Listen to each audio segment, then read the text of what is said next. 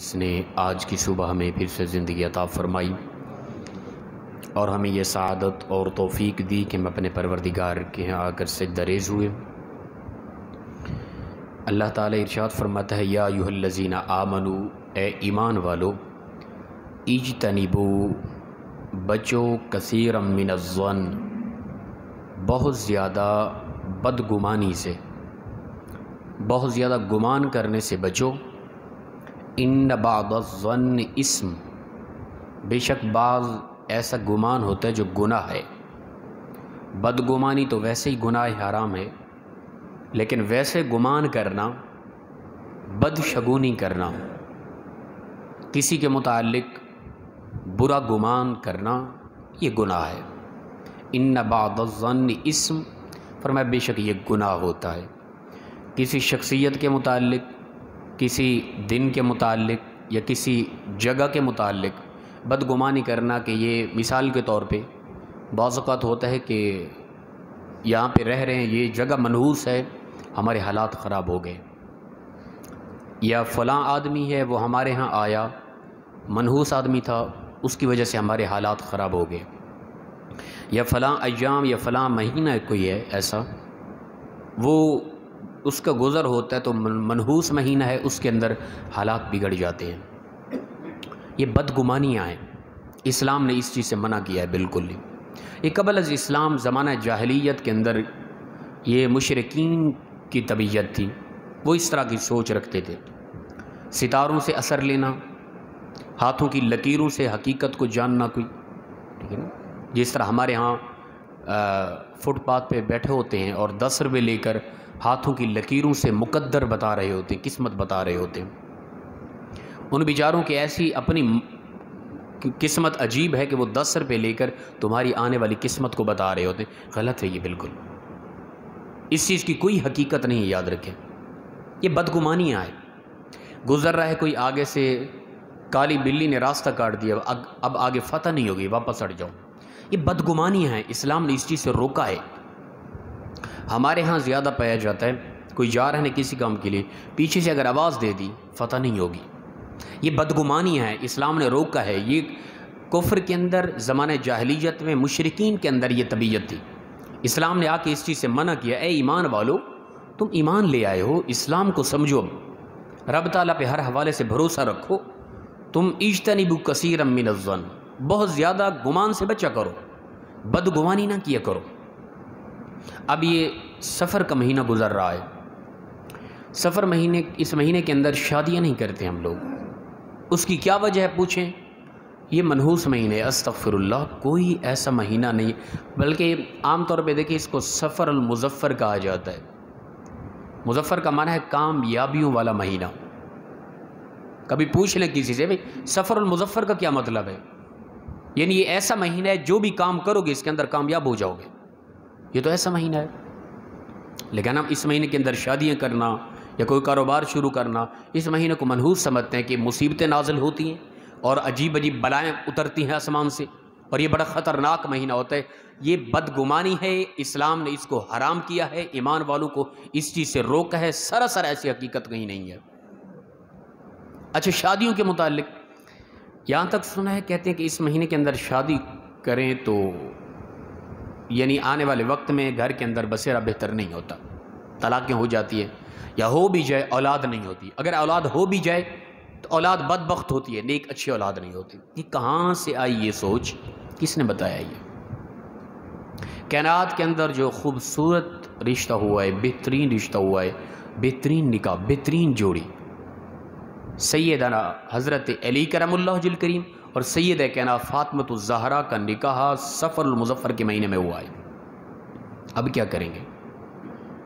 یہ تو بہترین مہینہ ہے شادی کے حوالے سے، اور رب تعالیٰ نے یہ نکاح کیا، فرمایا کہ اللہ تعالیٰ نے سیدہ فاطمۃ الزہرا اور حضرت علی کا نکاح کر دیا ہے اور سفر کے مہینے میں ہوا ہے۔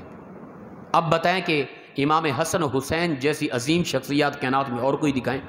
ان سے بڑا نیک بخت دکھائیں، ان سے بڑا بہترین انسان جو جنت کے سردار ہیں، وہ اس مہینے کے اندر ان کے والدین کا نکاح ہو رہا ہے، کیا کریں گے اب وہ لوگ جو کہتے ہیں کہ نہیں جی اس مہینے میں شادی نہ کریں، منحوس مہینہ ہے، محبت اہل بیت تو دل میں ہے، اور اس طرح کی باتیں ہم کر رہے ہوتے ہیں۔ اور پھر کہتے ہیں اولاد ہوتی نہیں، ہوتی ہے تو وہ نیک بخت نہیں ہوتی۔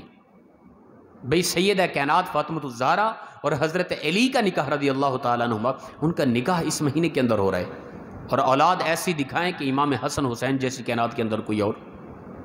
تو یہ بدگمانیاں ہیں، رب تعالیٰ نے ان چیزوں سے منع کیا ہے۔ فرمایا کہ اے ایمان والو زیادہ گمان سے بچو، کوئی نہ سوچا کرو کہ یہ کر دیا اب یہ ہو جائے گا، نہیں، یہ اسلام نے اس طرح کی بدگمانیوں سے روکا ہے، بدشگونیوں سے روکا ہے، یہ گناہ ہوتا ہے۔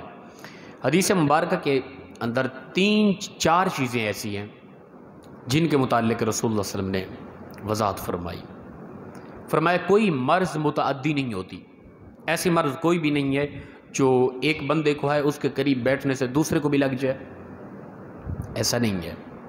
ہاں یہ کرونا کے حوالے سے بات چیت چلی ہے، علماء نے کچھ وضاحت کی ہے، کچھ روایات آتی ہیں کہ رسول اللہ صلی اللہ علیہ وسلم کے دور میں کوئی چند ایک بیماریاں ایسی آئی تھی جو متعدی تھی، لیکن واضح حدیث مبارکہ فرمایا کوئی مرض متعدی نہیں ہوتی، کسی کی مرض دوسرے کو لگ جائے ایسا نہیں ہے، ایسا گمان نہ کیا کرو۔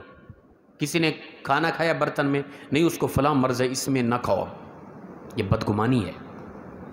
کسی نے کوئی لباس استعمال کر لیا، بستر استعمال کر لیا، کوئی چارپائی استعمال کر لی، اس کو فلاں فلاں مرض ہے اس کو استعمال نہ کرو، یہ بدگمانی ہے، اسلام نے اس چیز سے روکا ہے۔ اسی طرح فرمایا دوسری چیز، ستاروں میں کوئی اثر نہیں ہوتا، اللہ کے نبی نے فرمایا جو ستاروں سے اثرات ڈھونڈتے ہیں اور ستاروں کے ذریعے آنے والے وقت کی حقیقت کو بتاتے ہیں، ایسی کوئی حقیقت نہیں ہے۔ فرمایا ستاروں سے جو بھی کچھ تلاش کرنے کی کوشش کریں وہ غلط ہے، بالکل ہی ایسا نہیں ہے۔ اور اسی طرح فرمایا کہ سفر کا مہینہ جو ہے یہ کچھ بھی نہیں ہے، اللہ کے نبی نے یہ وضاحت فرمائی، سفر کا مہینہ کچھ بھی نہیں، اس کے اندر اپنا بدگمانی کرنا کہ یہ کریں گے تو یہ ہو جائے گا، اور اس کے اندر خاص کچھ وظائف آ گئے، ان کو پڑھتے رہو تو تمہارا بچا ہو جائے گا، کچھ بھی نہیں ہے ایسا، ٹھیک ہے نا۔ میں بلکہ کل وہ سن رہا تھا، کوئی ساتھی کوئی بھی ہے نیٹ پہ ان کا بیان، وہ وضاحت کر رہے تھے کہ اس مہینے کے اندر یہ وظائف کریں تو آنے والی مصیبتیں تمہاری ٹل جائیں گی، بچا ہو جائے گا۔ خدا کے لیے یار، ہر دور، ہر زمانہ، ہر لمحہ اللہ کا ہے۔ ہاں یہ ہے کہ رب تعالیٰ نے بعض دور، بعض زمانوں کو، بعض جگہوں کو، بعض لوگوں کو ایک دوسرے پر فضیلت دی ہے، لیکن یہ بالکل ہی نہیں ہے کہ کوئی شخص ہے وہ منحوس ہے اس کی وجہ سے حالات خراب ہو گئے، یا کوئی ایسی جگہ ہے وہ جگہ منحوس ہے اس کی وجہ سے حالات خراب ہو گئے، یا کوئی ایسا لمحہ، ایسا عرصہ یا ایسا مہینہ، ایسے ایام ہیں وہ منحوس ہیں ان کی وجہ سے حالات خراب ہو جائے، ایسا بالکل نہیں ہے۔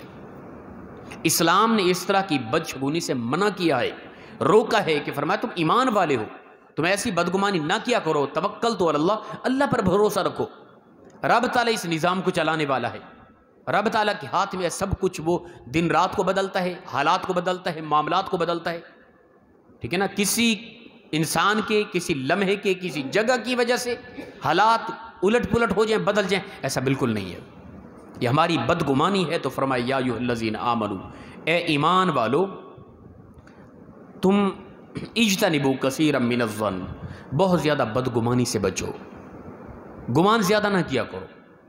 اچھا آپس کے لیے بھی عجیب طرح کے گمان نہ کیا کریں، ہماری عجیب طبیعت ہوتی ہے، چھوٹے چھوٹے معاملات دے کر ایک دوسرے کے متعلق، حدیث پاک کے الفاظ ہیں، فرمایا کہ ظن المؤمنین خیرا، مومن کے لیے بہتر سے بہتر گمان کیا کرو۔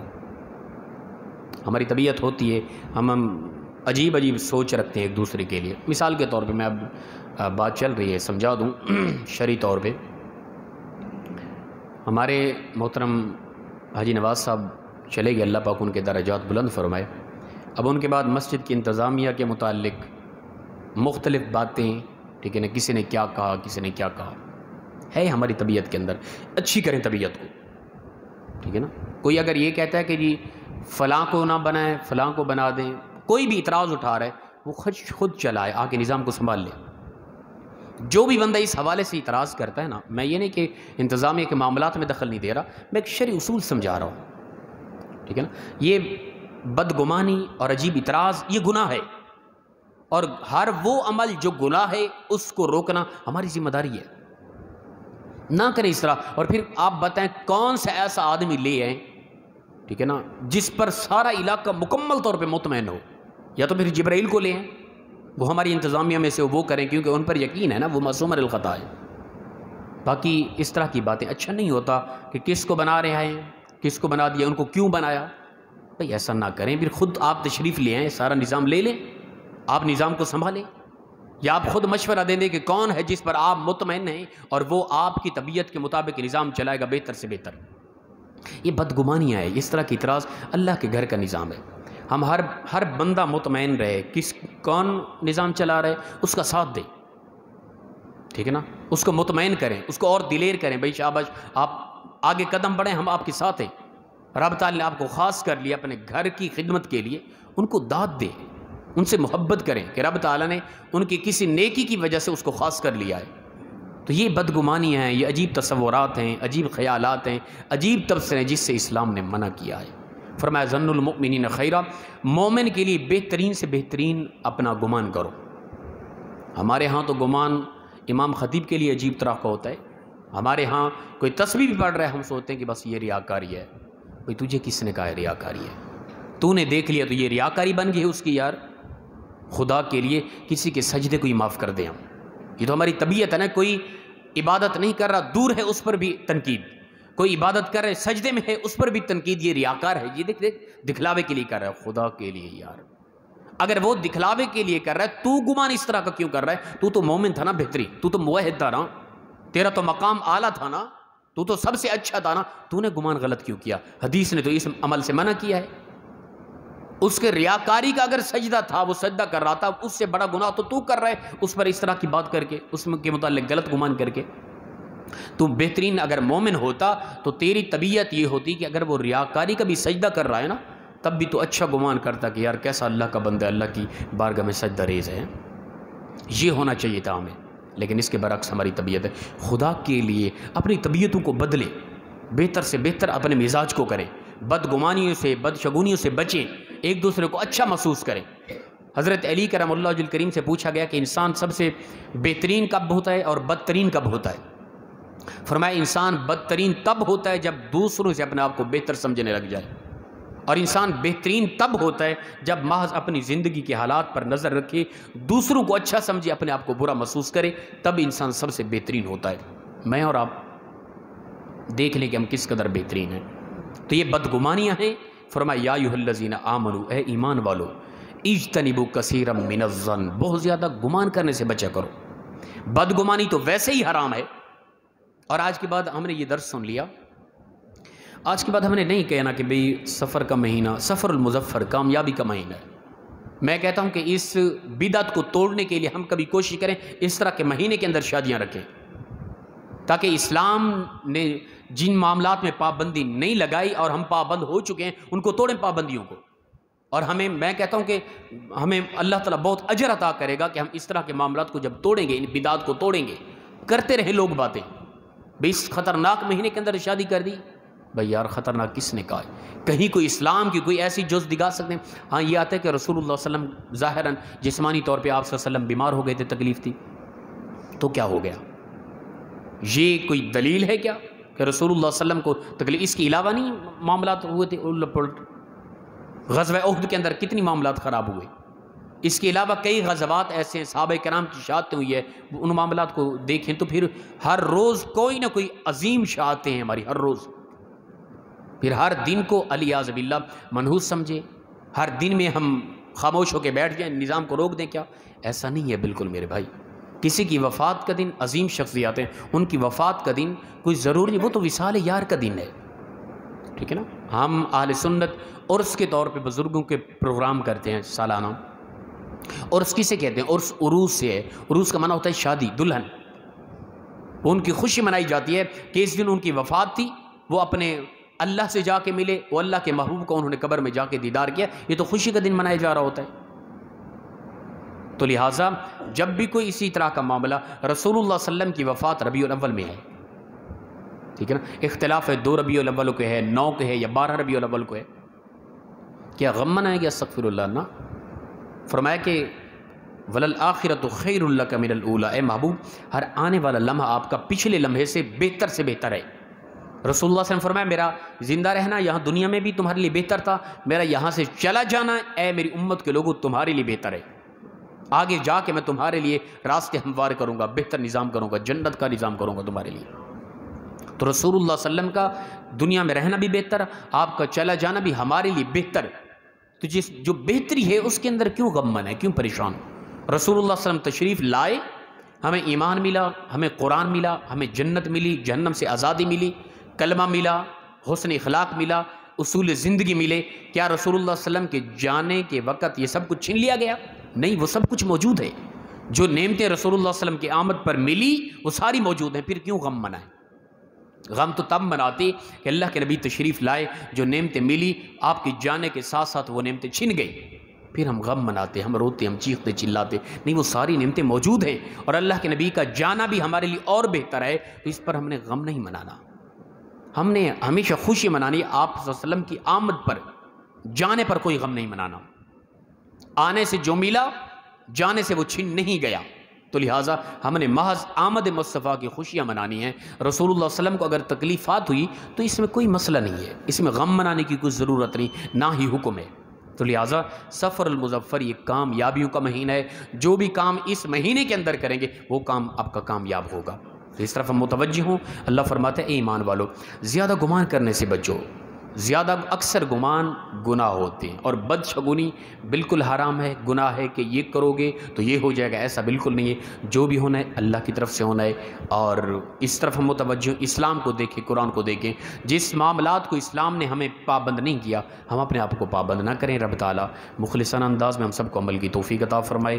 وآخر دعوانا الحمد للہ رب العالمین۔